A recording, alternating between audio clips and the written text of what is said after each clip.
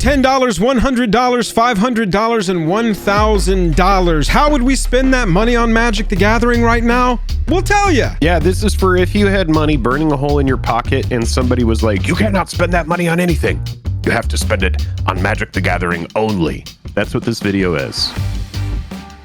Enormous thanks to all of the heroes supporting us over on Patreon. You're all worthy of lifting Mjolnir. You are all individually the Stan Lee cameo in our lives. Big thank you to all of our channel sponsors. First, Card Conduit. That is a great spot to sell your Magic the Gathering singles. You can head on over to Card Conduit, save yourself a bunch of time, send them stuff that's 50 cents or higher. Don't send them all your bulk. They're just going to be like, why did you do that? We told you on the website not to.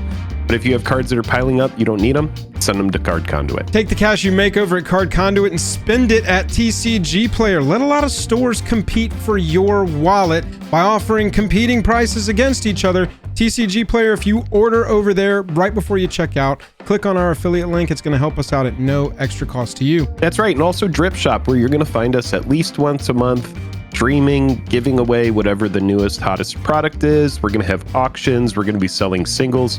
If that sounds fun to you, use the link in the description of our video. You could use it for Drip Shop. We also have a link for TCG Player, Card Conduit. All of our sponsors you can find in the description of the video. So the idea behind this series, if you've never seen it before, is Jake and I are going to try and surprise each other. We don't know each other's picks as we go to shoot this video, but we're going to tell you what we would theoretically buy in Magic the Gathering at $10, $100, $500, and $1,000. I'm going to kick it off here with my $10 pick. And Jake, I'm looking back to the Murders at Karlov set from the beginning of this year. As you can see, most of these at this point are around $10. Even your borderless copies like Raucous Theater here, but all of your base copies, with the exception of your Undercity Sewers, and your Meticulous Archive, which is a little closer to $10, but your blue-black one leading the charge as far as base copies go. But all of these in that $10 range, and this is a range that I pretty often fudge anyway, so all of these Surveil lands is what I would buy at $10, but really they're between 10 and 20, you know what I'm saying? Yeah, you would buy one of them. Exactly. You wouldn't be able to buy any of the others. No, just pick one.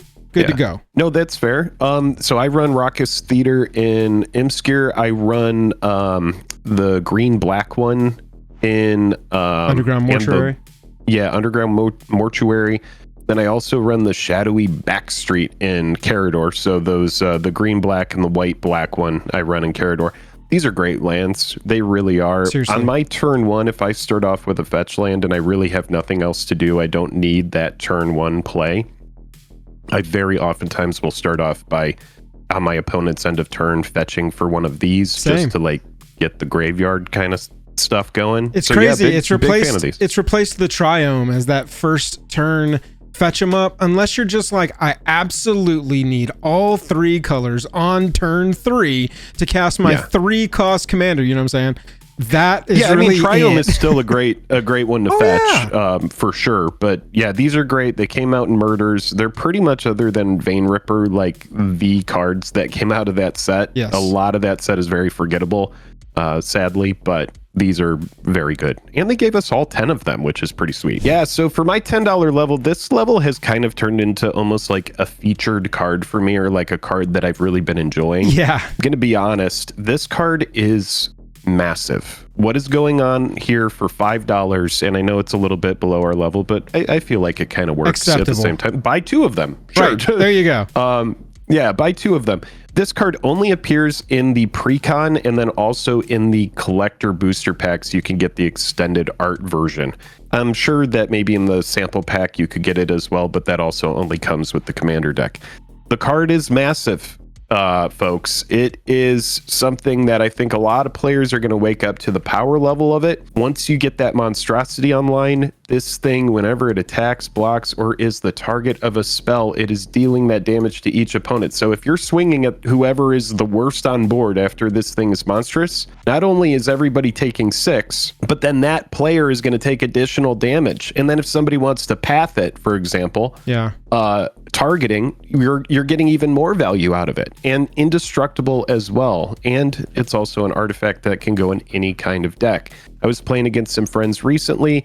I was able to get this out of the graveyard, and using a different card. It was just like cast an artifact from the yard. I think it was Anraker or something like that. Yeah. But the card just, it does so much, and it's such a punishing card that has to be answered. I just went through all of my decks in preparation for the last major convention that we went to, Vegas. And I just updated Bumbleflower. I've been playtesting that one a lot. I built it very card draw and +1 counters. Like, I kind of pushed away from the whole group hug piece, other than what the commander does naturally. Sure. I'm looking at a creature that I haven't considered for Bumbleflower, but I absolutely need to, because I'm dumping counters constantly onto my own creatures. I don't even need the monstrosity. This is just a 4-mana indestructible that deals damage to each opponent when it attacks, which is part of what I'm trying to do with that deck, is attack with big flying +1/+1 countered up creatures. Yeah, thanks for the tip. I need this card. I've always loved like Stuffy Doll and Creepy Doll, and this just does it so much better than those cards. This is just miles away. And yeah, I run it in an artifact shell where I can put cranial plating on it. So forget about it. It's nutty. At the $100 level, folks, is it too early to talk about Secret Lair and Marvel? I don't think it is. They don't think it is. Yeah, just a couple days ago. We do know that the secret layers have been upshifted in price. However, I don't think it's going to matter very much. So typically secret layers are $30 for non-foil, $40 for foil. That has been upshifted here to $40 for non-foil and $50 for foil. I went with the Iron Man secret layer, and I went with Storm. Iron Man because it is just straight up gas. I think like every single card in Iron Man is really good. I think that players are really going to like this one. You got Commander's Plate, you got the Soul Ring, you got Inventor's Fair, you have a mechanically unique commander with Tony Stark or Iron Man. And yeah, I think if you set $50 aside for this one in foil and $50 aside for Storm is the other one. We've seen a lot of people talking about Storm and how busted this card is, and I have to agree. You're going to have people storming off with cards that typically don't get the storm effect, and it also comes with the Jessica's Will. It comes with other good playable cards like Lightning Bolt and Manamorphose, but mostly just for this commander in foil and that Jessica's Will. I think both of these are going to be a slam dunk, and so for $100 I would buy the Iron Man. And the Storm, I would just save this 100, wait for this to come out, line up, and make sure that I get those if I want those. Yep, I love these. Personally, you know, we covered this in its own dedicated video. Go check that out if you haven't seen it yet. Our initial reactions and kind of how we're going to approach this purchase-wise. But yeah, the TLDR for me is I'm going to try and find the money to buy maximum of this, whatever they'll allow me to buy, to play, and to hold on for later, and hopefully flip into more Marvel stuff later on. So I'm with you on this. Any version of any purchase of this layer in particular, I just think is such a good idea right now. Not financial advice. Yeah. So even though these secret layers are going to be overpriced, and I can already hear people seething in the comments, sure, they're like, "Oh, look there. at us! Look at them telling us to FOMO out and buy these early." I just know that if you get it for 50, there's no way it's just going to MSRP for 50. So Lowest yeah, you would risk probably ever. be very, very extremely low risk. Jake, for my $100 level, I'm going to keep it pretty simple. I've been playing Lumra, Bellow of the Woods, which is mono green lands, graveyard matters sorts of deck. And I've been using Crucible of Worlds and Crucible of Worlds types effects really, really frequently lately. Right now, because of all of the sort of like sell-offs and buyback ins and just where we are in the market, this one is around $100. You can see we're looking at about a 26% fall off over the last year. I think it's a pretty, you know, low risk, nice time that I happen to be, number one, playing the deck actively and could use a really kick-ass version of a permanent. It's going to sit on the battlefield, you know. It's not a special treatment of a card that's just going to be cast and go right to the graveyard. And so for me right now, I would find a copy in the best condition I could of Crucible of Worlds Masterpiece for around $100. I like this pickup right now. I remember buying one of these ages ago at 80 when those sets first came out. Hell yes, good price. Watching it go up and now, have a correction. Right. And I'm sure, MTG Stock, shout out that sponsor as well. You're going to be able to find long-term charts for these cards and that kind of thing. But yeah, I really do like this card. I think it's great. There's going to be newer players that are like, oh, they printed that frame in March of the Machine, and we got Ragavan in that frame and some other stuff. It's very different. I've held both in hand. Printed. Yeah, they look similar, but I have held both in hand. They look very, very different. Yeah, it's different. These come from a different time where the Masterpiece Chase cards were actually extremely rare. And so, yeah, I do think, players will soak these up just like they, they're going to come back for these attractive variants. Let's just say that. Yeah. All right, Jake. So we've already looked at Secret Lair one time, but depending on when you're watching this in November, I would recommend buying the Pixel Perfect layers. Now, I had this list ready to go before the Marvel stuff was announced. And so I think obviously those are good spends as well. And you can do it at, a one layer. You can buy them all. You can buy multiples of all of them. There's, up and down the $10 to $1,000 thing game that we're playing here.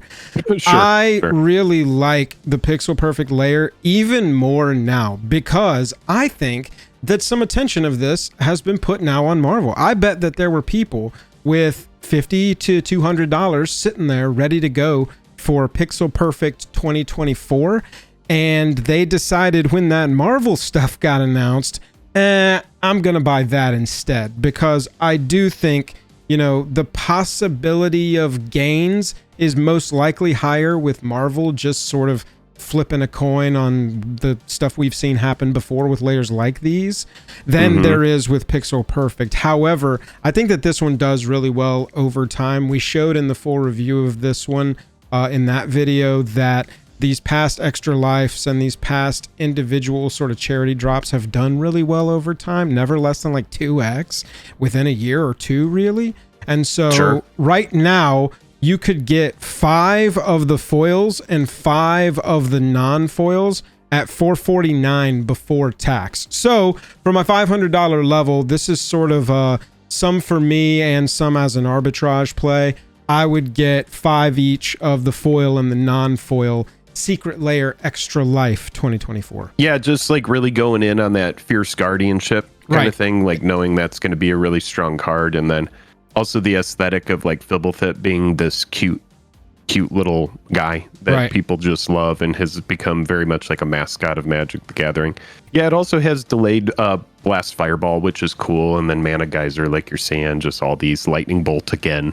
Yeah, I like this one. I do think that it's going to be one of those that's like, yeah, it very well could 2x, but I don't think it's going to be less than what you buy it for, which is something that people complain about Secret Lair all the time. They're like, oh God, people just race in droves and bots will scoop them up. But you can see this one here is actually, you've got a nice window of time to get it. Depending on when you're seeing this video. This one is print to order as well, so this one's not a limited play either. I just think that between the Fierce Guardianship, obviously, but that delayed Blast Fireball and that Mana Geyser, I think these two cards are really going to surprise people over time. All right, so at the $500 level, we couldn't do one of these lists and not put a dual land on it. This kind of stuff is starting to get soaked up in a big way. These have bottomed out. They are getting bought back up as per usual. And to buy you, we're probably not getting one at near mint. We're probably looking at one for like the heavily played area or possibly, well, not damaged, but yeah, like a heavily played unlimited Bayou would be really cool. This is a card that's been on my list for a long time. I haven't picked one up, but gosh darn it, I know that Joel has picked up all 10 of his. I only have 4, so I still need to continue completing this cycle of lands from the early days of Magic. But if we're not going to be boring and just say, hey, go buy a reserve list piece, I also put Fallout collector boxes on here. Fallout collector boxes have done some crazy things since they came out. You were able to get these around like $375-ish. I mean, they just keep going up. They were freaking... Oh God, yeah, look at that, 440. Look at the 1 year chart's insane. And look at the sales volume too. Nothing Yes. now. Nothing nowadays. You can see people were like, okay, 250 for this. Yeah, I'm kind of into it. But now, like less than a year later, we're looking at collector boxes that are getting around that 550 to 650 kind of range. And I think this is one of those things that just continues to get soaked up. There is something to be said about these collector products that are matched with these big IPs. We didn't see it like to this same degree with Doctor Who, but with Lord of the Rings, with Fallout, we're seeing some crazy adjustments in price as these become more scarce. Different types of sets, you know, the main tentpole set releases that are universes beyond, like Lord of the Rings, like Marvel and Final Fantasy here eventually. I think different from the Fallout ones. I think we have to identify those differently. I think you're right, though. It's interesting looking at the Doctor Who collector displays at $235 now, and you're seeing some gain, I think, but not the same. I think explosion. a lot of people would be pretty surprised by this, right? Right. I think with Fallout, you got a lot of good reprints in there too, and Doctor Who had some good reprints, but Fallout in particular had some pretty crucial stuff. Plus, you've just got the desirability seems higher for the IP around Fallout with the unique cards. You know, not a lot of people, or not as many people clamoring for doctors and stuff as there are for any of the brand new cards that Fallout brought us. So, yeah, I mean, this is a big one because it's tough to see a reason, sans fall of everything, that these would go down in price, you know, so don't mind it at all. Yeah, it's pretty massive. And it also says something, you know, if you're watching this video and you're like, oh, I'm just here for picks, but we also offer insight. I would say, like, when you really think about, you know, those collector booster boxes, when Marvel comes out, if you're finding those collector boxes around, like, you know, 300 or even 350, think about that yearly chart. I know it's hard to say, hey, you know, buy something for $350, but I'm pretty sure anybody after looking at that Fallout chart would have been happy to buy those boxes at, you know, sub 300 now looking at that. I mean, geez, even 400, you're not even upset. 450, you're not upset. Like 500, you're like, okay, we're making gains on it, but yeah, it's a lot of money to spend, but it's also, you know, based on what we're looking at here, pretty low risk. And at the $1,000 level, we thought we would do a callback because ages ago in a what we'd buy video, we said we would buy 3 of these for $1,000. Like meaning they were like $330 a piece. They were in here because that video was from the beginning of this year. And look at it. These are drying up, baby. Oh my God. There is just so much. Anybody that bought these around like 200 to 300 is just in such deep gains. I have one of these sealed, I'll be completely honest, that I'm going to hold for like literally ever. But looking at this and how Lord of the Rings is performed and how much people care about those poster foil cards among, you know, like the One Ring and all the other just generically good cards in the set, it has been such a monster. And you might be like, Jake, you're telling me to buy a $1,000 box of cards?